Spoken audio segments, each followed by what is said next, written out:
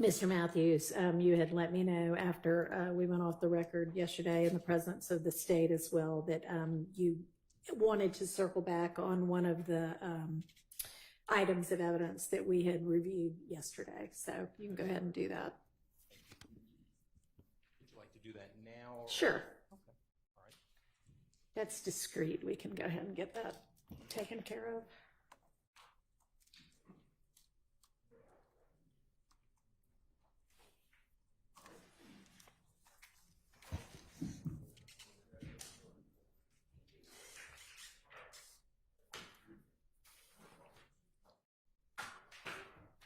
Judge, we're before this court representing Mr. Marquavious Huey on this matter. There's an intrinsic act that was listed in the state's notice to us back in November of last year concerning item 43, which is an intrinsic act that the state is alleging should be coming into this trial.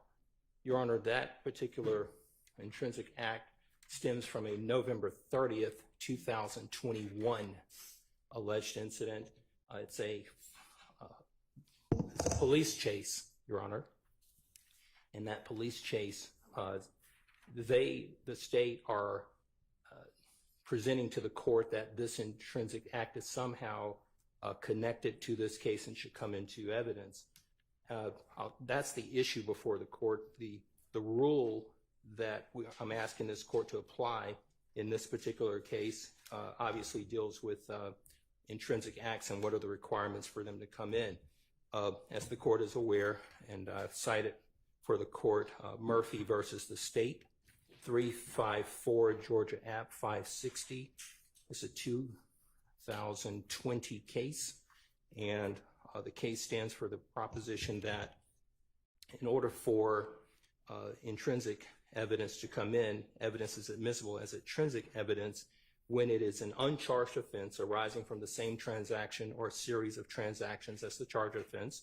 So the charged offense in our case, Your Honor, is stemming from an October 1, 2020 alleged armed robbery of a deceased individual, Gary Holloman, from October 1, 2020. So it is not meeting the threshold of being an uncharged offense that is arising from the same transaction or series of transactions. Number two, for consideration for this court is whether or not this particular alleged evidence is necessary to complete the story of the crime. Again, we're talking about a November 30th, 2021 police chase that is not necessary to complete any story of any alleged armed robbery of Gary Holloman on October 1st, 2020. It's not necessary to have the state provide more information in order for them to complete the context of their story. Number three, for the court's consideration as adopted from the 11th Circuit, is whether or not this particular alleged conduct as an intrinsic act is inextricably intertwined with the evidence regarding the charged offense of the armed robbery from October 1, 2020. According to the court in Murphy, evidence of other acts is inextricably intertwined with the evidence regarding the charged offense if it forms an integral and natural part of the witness's accounts of the circumstances surrounding the offenses for which the defendant was indicted. So it's not inextricably intertwined from the standpoint of the November 30th, 2021 alleged this police chase where they're alleging that Mr.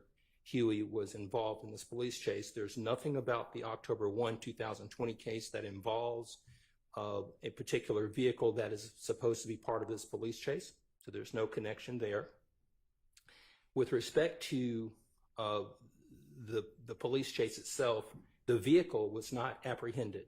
That's number one. The chase was ultimately called off. The identity of the driver on that day was never established through any apprehension. The vehicle eluded law enforcement. There were no admissions through any subsequent arrest that was made on Mr. Huey of any admission to even being a part of this police chase, being a driver in this car. When you look at the video, there's no photos of Mr. Huey operating this particular vehicle. There's no ownership information that would show that he actually was operating this particular vehicle on that day. And the vehicle is not the subject of having been used in this particular alleged armed robbery on October 1, 2020. So the vehicle is not a nexus to any of the charges. And so the vehicle would not make it necessary to complete the story of the alleged crime in this particular indictment. So what we have here, Your Honor, is a separate alleged crime here of a police chase that the vehicle was I think it was a burgundy Nissan vehicle. It was fully dark tinted up. So no one could see inside the vehicle from the windows to the vehicle because it was fully tinted.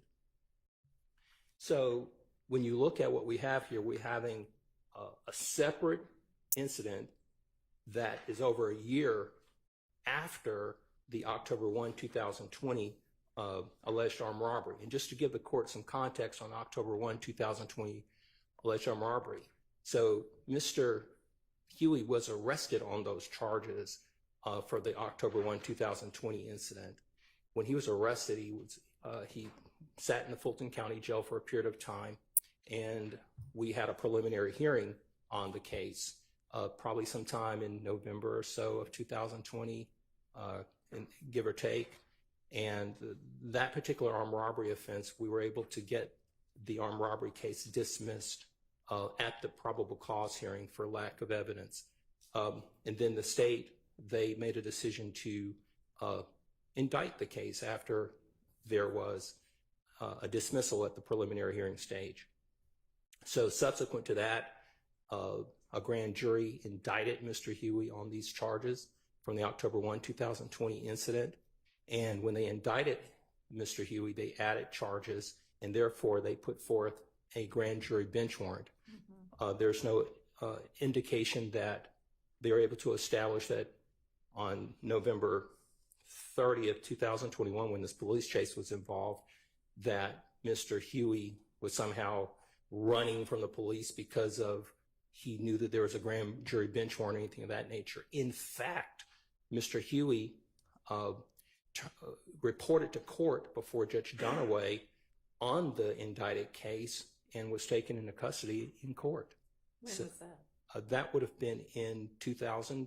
It was in December of 2021. Okay, so he shows up in the court, and he has been in custody ever since.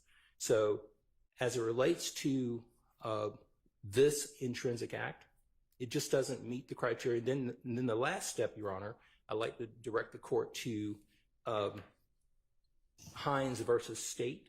That's going to be 353 Georgia App 710. It's a 2020 case. So after the court does its analysis in terms of whether or not it is an intrinsic act that needs to be part of this case, the court then has to go to the next step of whether or not it survives a 403 analysis. In the Murphy court, the court stated that Murphy has not shown that this alleged deficiency prejudiced him, and that is his lawyer not objecting to certain evidence that was intrinsic coming in.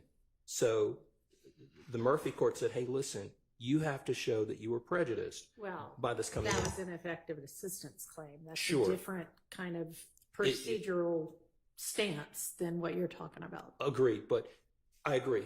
What I'm asking the court to look at is if this court says, hey, look, I think that it is intrinsic. I do think that it somehow meets one of those thresholds. Right. Then the court will go to the next step of whether or not there should be a 403 analysis Sure. to determine whether it comes in. So with that being said,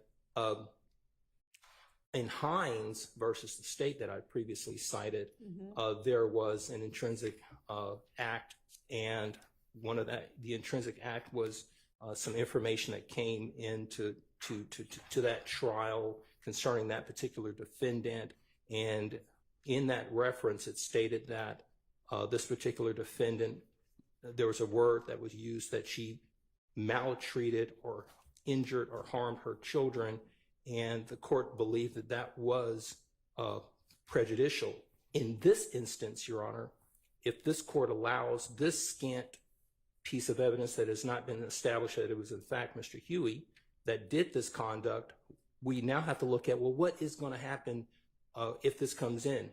If you review this particular video, Your Honor, this police chase, you will hear in the on the radio inside the police car as they're driving on the radio, they're sending out this information. These are the things that are quoted. He has a history of running, and he has all these warrants. That's in the video. Put some stop stakes in front of him. That's number one. Number two, he's armed and dangerous, known to carry a gun. That's number two. Number three, do you know where he lives at? And then they talk about his address. So these are all prejudicial items that are going to come into evidence if this court allows this particular intrinsic conduct. And that would prejudice Mr. Huey immensely here, because these are things that are going to go to his character. It's going to go to propensity, and it's going to suggest that there's some type of consciousness of guilt. Let me ask you this. Sure. Is it possible that if I determine that this is intrinsic, that video could be played without the audio? I imagine they could potentially play it without the audio. But there, again, there are a number of hurdles here that I would submit that do not meet the threshold of coming in based upon those three items that are required. Right. So it doesn't meet 1, 2, or 3. It's over a year after the October 1, 2020 alleged armed robbery of Gary Holloman. This police chase occurred on November 30th, 2021. The vehicle was not apprehended. The chase was ultimately called off. The identity of the driver on the day was never established, even by a preponderance of the evidence, which would be, I think, the standard for these evidentiary issues to come in. It was called off. There are no admissions, no photos, heavily dark tinted windows. So that's my position, Your Honor. I don't believe that this one would pass the muster and the requirements to meet the intrinsic acts threshold. And then after that, we believe that it's prejudicial and should be kept out on that as well. Because as the court knows, when we're talking about the 403 analysis, it talks about and tells us and teaches us that we should not be allowing under 403 prejudicial items to come into trial that are scant. Okay, I understand the argument. Let's hear from the state. And I appreciate you bringing to my attention that the chase was over a year afterwards and the circumstances of that. And I know that in the state's filing from November of 2023, they have the dates. So I'm not meaning to suggest that they were trying to pull anything over. We kind of ran through that real fast yesterday and, just kind of talked about a fleeing that was after the armed robbery that's an overt act. And I just kind of was thinking in my mind without looking at all of the words, oh, okay, this is at the same time. So thank you. You're welcome, Judge. Good afternoon, Your Honor. Hello. The state believes that this should be admitted as an intrinsic act. Just a few things for dates, Your Honor. So the preliminary hearing for the original armed robbery was actually in August of 2021. It was August 24th, 2021. At that point, the judge reserved her ruling and ruled either the next day or subsequently and dismissed the charges.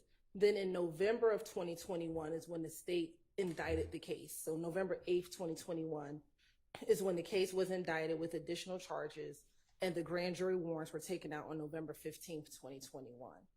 This chase actually occurs on November 30th, 2021, so about 15 days after the grand jury warrants were issued in this case.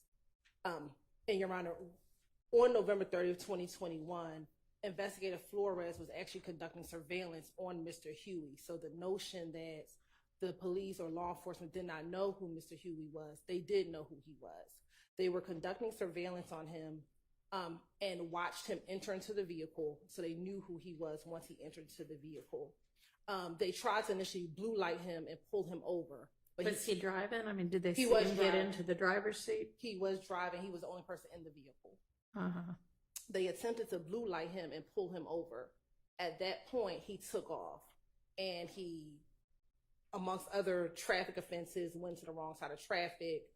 They were then able to get the Phoenix air unit up to follow him.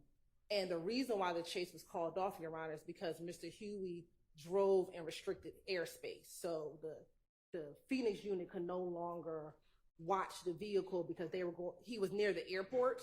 Mm-hmm. And so they could not go any further. So they had to pull back and could not keep eyes on him. So that is why the chase was okay. Well, let me ask you this. So, I mean, you have evidence that it was Huey who got into the vehicle and who was driving the vehicle, and that he fled when he was blue lighted. Do you have any evidence that he knew that the reason well, two questions. Was the reason they blue lighted him because they were about to arrest him on the grand jury warrant? And do you have evidence that he knew that, such that it would arguably be intrinsic to this charged armed robbery? To answer question number one, yes, they were going to stop him based on the grand jury warrant. As to question number two,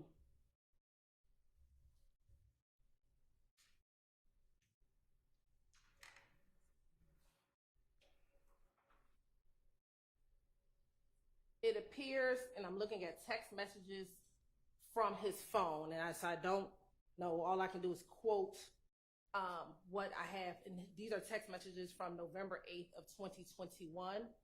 He says, just wait till after Christmas and the New Year and turn yourself in, see what they talking about. All right, what? Okay, so, and the chase is November 30th, so this is several weeks before then. Correct. And okay. So the case went to grand jury on November 8th. The warrants were issued on November 15th. These are text messages he's receiving. And I want to make sure. Yes, it appears that these are text messages from his girlfriend to him on November 8th. And she's saying to him, just wait till after Christmas and the New Year and turn yourself in, see what they talking about. She says it might not be a lot of time. You think somebody's snitching on you. And then his response is, I can't miss another Christmas, man.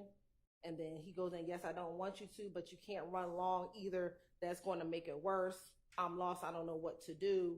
I would say to go to court, they might lock you up. He's like, yeah, but then they might not. So it appears from text messages, he was aware that the grand jury at least had indicted the case. Again, warrants weren't out yet, but at least that the grand jury had indicted the case, because those text messages are from November 8th